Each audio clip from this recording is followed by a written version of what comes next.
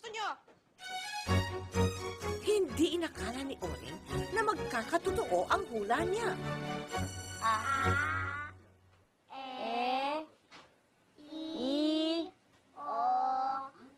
U.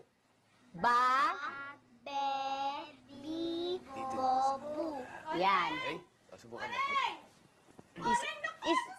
Isay! Ano? Oring, sandali. Naku, may maganda akong balita sa'yo. Oh, Isay, huminga ka muna. Ha? Hindi, may maganda akong balita. Naku, alam mo ba, yung hula mo kay Chua, nagkatotoo. Oh, Ano? oo.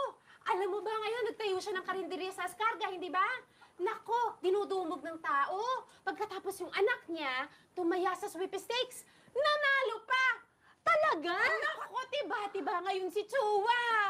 Ang galing mo, tama lahat ng hula mo. Teka, ito mo, maganda dun. Ito, pinabibigay niya para sa'yo. Balato niya.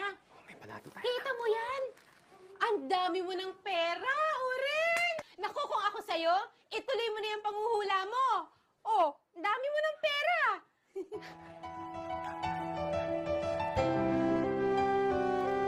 Ano, may numero na kayo? Ha, kumpleto ikaw. Ayan. Sige, 20 pesos lang. Oh, sigurado hindi kayo magsisisi. Napakagalingan si Oreng, ha? O, ayan. Maghintay lang kayo, ha? Pila-pila lang.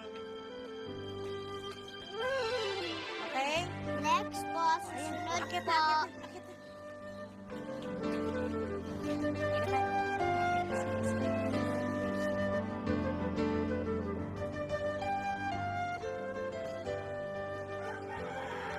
Anong pangalan mo? Isabel po.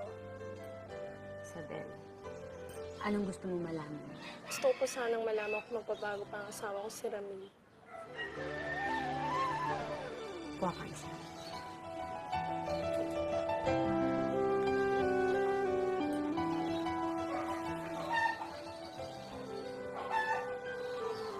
Niloloko ka ng asawa mo. Po, paano niyo pong nalaman?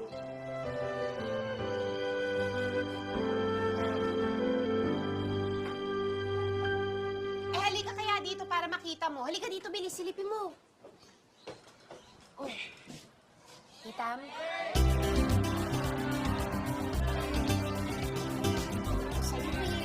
Sandali lang, ha? Sandali lang. Magbibihis lang kami, ha? Dinagsa si Oring ng mga taong gustong magpahula. Di nagtagal. Kumalat na ang balita tungkol sa kanyang espesyal na kakayahan. Lumaki rin ang kita ni Oring hanggang sa halos hindi na niya mabilang ang pumapasok na pera.